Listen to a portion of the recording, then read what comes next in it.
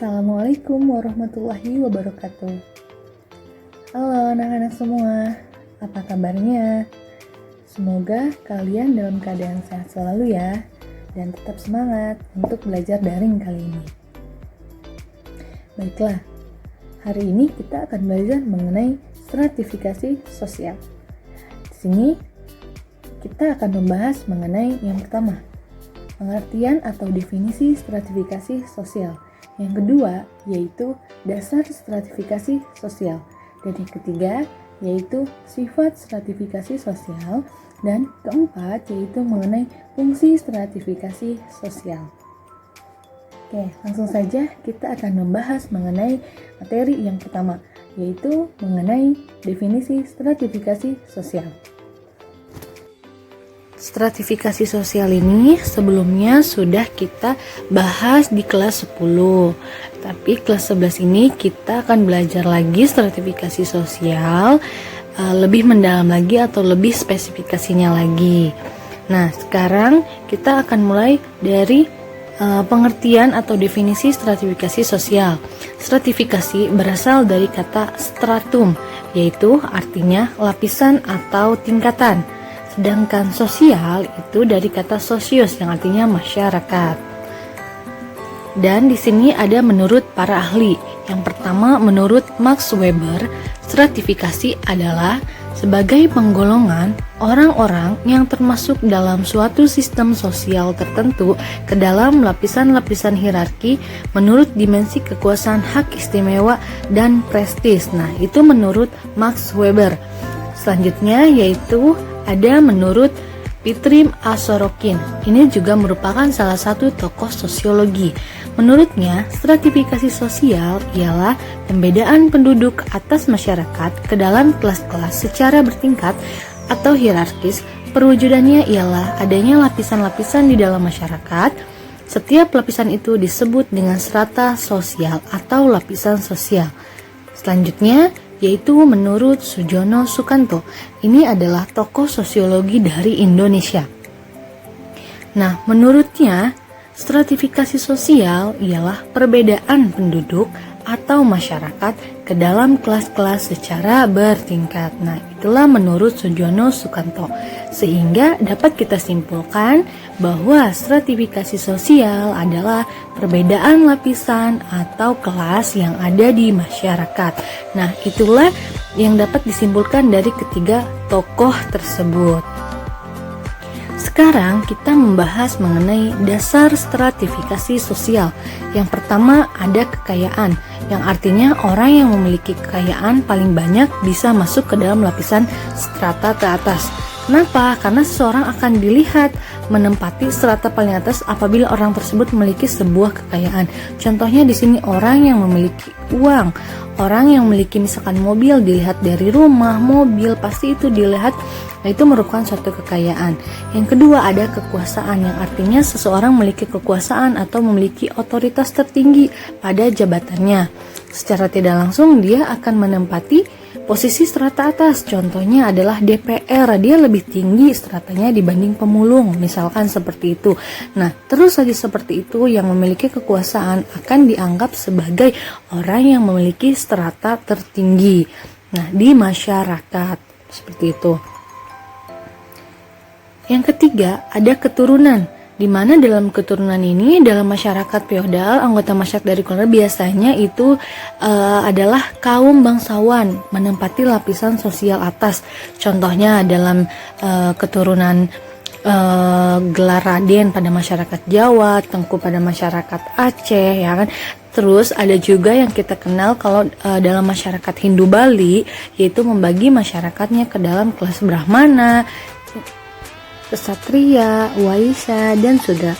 Contoh dari kasta Brahmana yaitu adalah tokoh agama atau pemuka agama. Yang kedua ada Ksatria, contohnya yaitu para pemimpin masyarakat, Ksatria atau pegawai pemerintah atau yang memiliki profesi ya di masyarakatnya. Itu contoh dari Ksatria. Yang ketiga ada Waisya. Nah, Waisya ini contohnya para pedagang, para nelayan, dan yang lain sebagainya. Dan keempat adalah Sudra. Nah, sudra ini adalah kasta yang paling bawah. Mereka itu adalah masyarakat umum atau masyarakat biasa, seperti itu. Selanjutnya ada pendidikan. Dalam masyarakat yang menghargai ilmu pengetahuan atau pendidikan, orang yang memiliki keahlian atau profesi akan mendapatkan penghargaan lebih besar dibandingkan orang yang tidak memiliki keahlian. Nah, jadi kalau di masyarakat itu terdapat gambar-gambar seperti ini, ada dokter, ada guru, ada hakim, ada chef. Nah, itu kan termasuk mereka itu adalah yang memiliki profesi. Nah, mereka akan lebih dihargai dibandingkan orang yang tidak memiliki keahlian atau orang yang tidak memiliki profesi, sehingga pendidikan ini mempengaruhi strata atau lapisan sosial yang ada di masyarakat. Nah ya, kalian bisa lihat contohnya di sini. Seperti guru, pasti guru akan dihargai di tengah-tengah masyarakat. Dokter, hakim, nah itu kan termasuk orang-orang yang disegani ya. Jadi masyarakat bisa melihat bahwa dalam pendidikan ini lapisan sosial bisa terlihat. Nah, misalkan dari gelar pendidikannya ataupun basic pendidikannya seperti itu. Dan chef juga di sini jangan salah ya, chef juga mereka itu ada belajar, mereka itu kan ada juga keahliannya, terus dan profesi chef juga sangat menjanjikan, apalagi saat-saat ini sekarang ini chef itu benar-benar dibutuhkan. Selanjutnya ada sifat stratifikasi sosial. Yang pertama ada stratifikasi sosial tertutup, closed social stratification.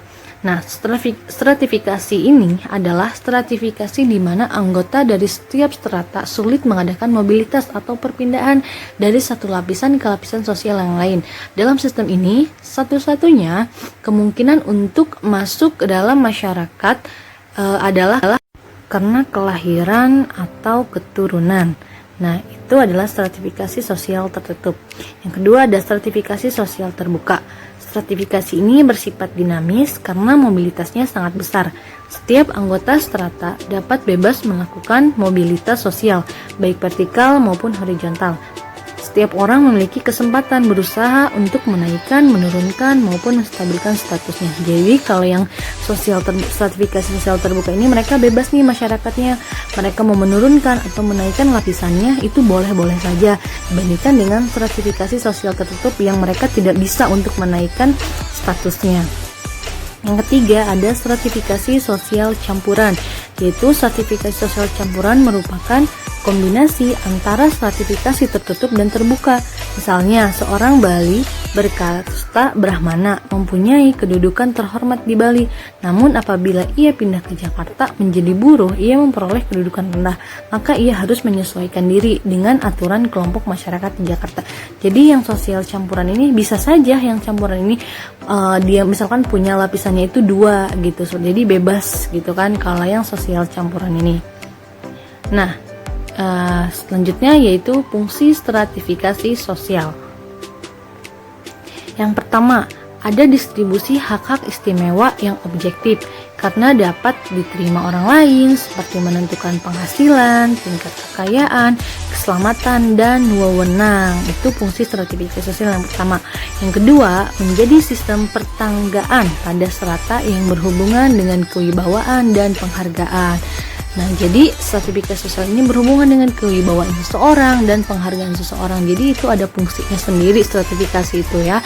Yang ketiga ada kriteria sistem pertentangan dan persaingan, yaitu apakah didapat melalui kualitas pribadi, keanggotaan kelompok, kerabat tertentu, milik, wewenang, dan kekuasaan.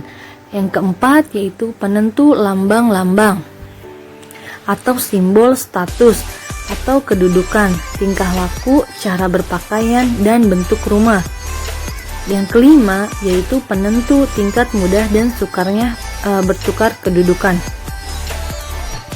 Nah, yang terakhir yaitu alat solidaritas di antara individu-individu atau kelompok yang menduduki sistem sosial yang sama dalam masyarakat. Nah, itulah fungsi stratifikasi sosial ada 6. Terima kasih.